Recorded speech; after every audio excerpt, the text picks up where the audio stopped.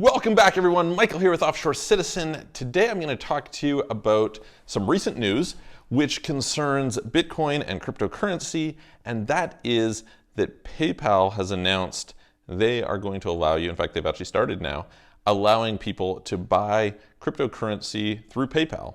That PayPal merchants can receive payment in it via PayPal. And so what does this mean for you? What does it mean for cryptocurrency? Should you be buying Bitcoin? Should you be buying something else? We're going to cover all of that right now. But just before we get started, click the subscribe button. If you haven't already, click the notification bell. Follow along. We got lots of great videos on these subjects: international tax planning, in other words, how to pay the lowest legal amount of tax possible, international asset protection, international banking, company formations, residencies, citizenships, second passports, all that kind of stuff.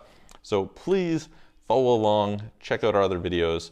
If you have any of these things that you're interested in, like you'd like to reduce your tax, you'd like to get a second citizenship, you'd like to immigrate somewhere, have a residency, you'd like to know how to structure yourself in terms of forming companies or bank accounts, any of those sorts of things, please reach out to us. You can book a call with me, clarity.fm/Michael Rosmer. There's a link below. Or you can visit our websites, offshorecitizen.net and offshorecapitalist.com. Now, so this was a big deal, and as the general market kind of just pre-election tended to go down, Bitcoin went up on this news that PayPal was going to start allowing people to buy Bitcoin, right? And actually, it's not just Bitcoin, it's Bitcoin, Ethereum, Litecoin, there's a few of them, right? And so, great, wonderful. We saw Bitcoin kind of really for the first time since 2017 is sustaining levels which are over $15,000. Okay, so it had previously peaked at 20,000. It had a few moments where it'd come up to 12,000, 14,000, things like this. Well, broke through there and actually went above 16,000, and it's staying pretty steady, pretty strong around that level. So for people who are holding Bitcoin, I've been mentioning since, I don't know, probably like maybe 6 months ago, that Bitcoin, I think, is a pretty reasonable risk to reward thing to hold right now in a portfolio. I think from my perspective now, because of the price of gold, the risk reward on gold is not as good as Bitcoin is anymore. So generally speaking, I'm in favor of shifting gold assets. If you're talking about like pure gold, especially if it's paper gold, into crypto assets, I think the risk to reward ratio is better.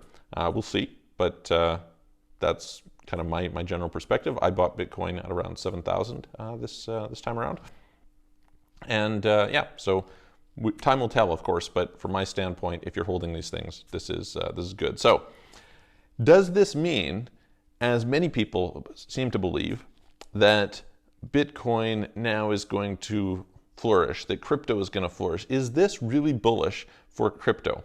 So I'm going to give you the two perspectives which I think are important. The first is that short term, it's almost undeniably bullish, as we can see in the prices, okay?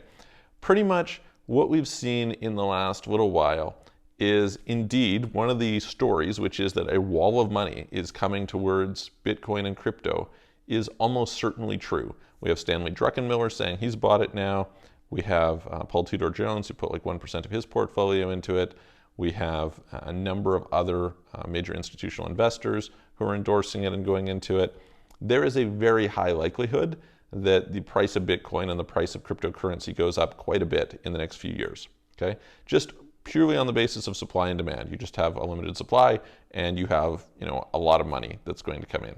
And PayPal is one of the factors which is going to influence this influx of capital, because suddenly, whereas it's actually quite difficult for a lot of people to buy crypto. I was just talking to my brother today, and so I have invested in a variety of different coins.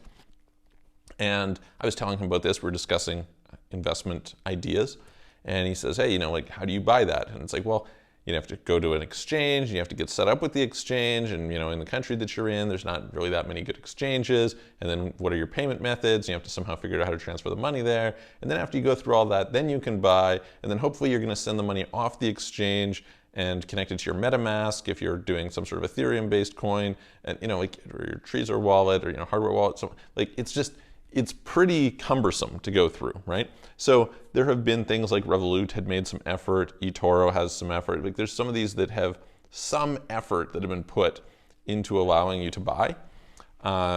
but it has still been relatively large amounts of friction for a large number of people around the world, okay?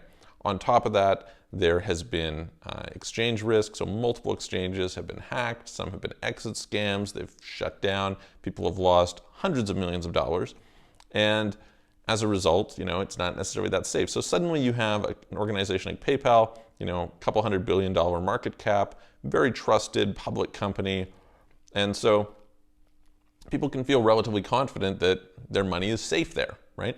So you have a ton of users who now, over time, should be able to acquire Bitcoin. And as Bitcoin goes up and they're easily able to buy, that's going to create some momentum, all right? So from a pure investment standpoint, I think this is very bullish. And by the way, it's accompanied by the fact that Kraken, one of the big exchanges, got a banking license in the US. The German banks now have permission to custody crypto assets. There's a variety of different kind of bullish news in that sense. And so short term, I'm very bullish about that. I would say, like, if you're looking 2-3 years out, you will almost certainly get a positive return, and you should almost certainly be buying some of those assets. That being said, I would caution quite highly against buying it through someplace like Bitcoin, if you can avoid it. Someplace like PayPal. Well, look at me. Anyway, buying through someplace like PayPal, and this comes to where I think this is actually very bearish for Bitcoin and cryptocurrencies long term. Okay, how does that work? Here's the idea.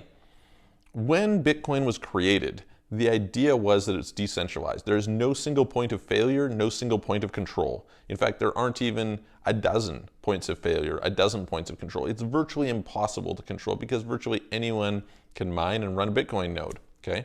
Similar thing with Ethereum, et cetera, et cetera. Great, that's wonderful. It can't be shut down, it can't be controlled, wonderful. Well, what I see is that this is a huge Trojan horse, that pretty much what they're going to do is they're going to find a way to lock down Bitcoin and cryptocurrency, and the way they're doing that is by controlling the on and off ramps, by allowing major institutions to custody Bitcoin. Because here's the thing, normally there's this expression within crypto, it's your keys, your coins, okay? What does this mean? Well, you have your key to your crypto wallet, your Bitcoin wallet, that allows you to access your coins. And so long as you're the one who has that key, nobody else can get at it. Well, when you buy on PayPal or something, you don't have those keys, okay? You don't have direct access to your crypto wallet. You cannot receive Bitcoin from your friend around the world if that friend doesn't have their Bitcoin in PayPal. In other words, it's a closed garden. You can only buy and sell Bitcoin within PayPal. Yeah, you can send it, you can use it to pay a merchant within PayPal, but who cares? You could already pay a merchant within PayPal. You could already send to a friend in PayPal. PayPal's taking their fees now. Okay, great. They're getting a little piece of the action. But as a use case for crypto, it's horrible, it's horrific, because it removes like the main use case, the main appeal of crypto. This is the problem that I have with a lot of these. I think that the move for a lot of these cryptocurrencies, unfortunately, is similar to the move of paper gold, which is you can buy them within your brokerage accounts, but you can't transfer them anywhere else. There's no usability for it. All you can do is put the money in there. It can go up, it can go down, you can sell, you can pull it out, but that's it. And they're really, really confident allowing you to do that. It's no problem for the authorities because their concern is money laundering. And they can ensure that there's no money laundering because they know exactly how the money went in, the money went out. Maybe in the future, it'll make it a good trading platform, right? Maybe they'll kind of be able to replace Binance and say, okay, great, you can trade with very low fees, et cetera.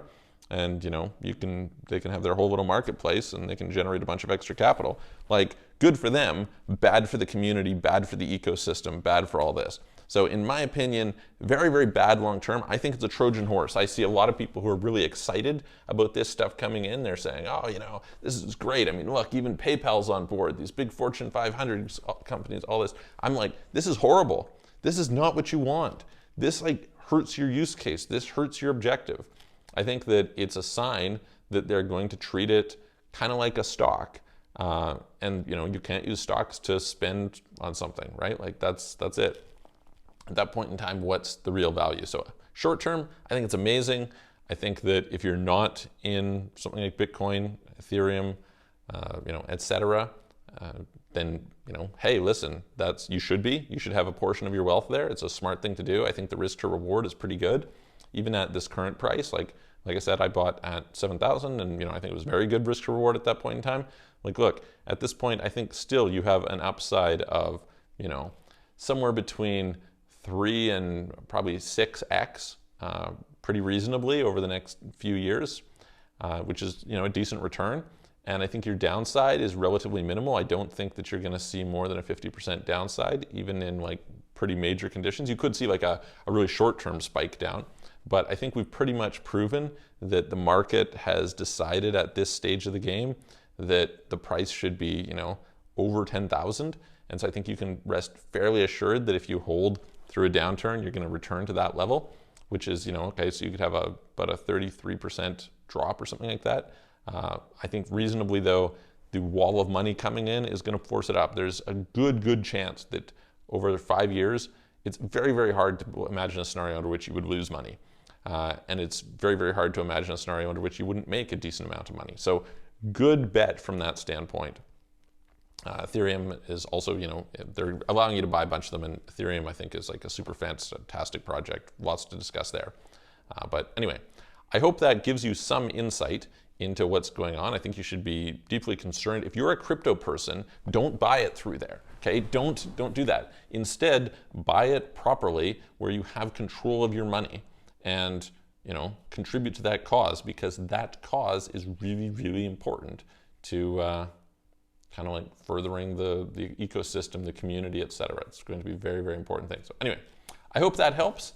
If you're interested in this subject more, please check out some of our videos. Click the subscribe button, click the notification bell. If you like the video, click the like button. If you don't like the video, tell me why in the comments. If you want help with, as I said, international tax planning, asset protection, residencies, citizenship, setting up international companies, offshore banking, etc., reach out to me. Click the link below, clarity.fm/Michael Rosmer, or visit our websites, offshorecitizen.net and offshorecapitalist.com. I'm going to see you guys on the next video.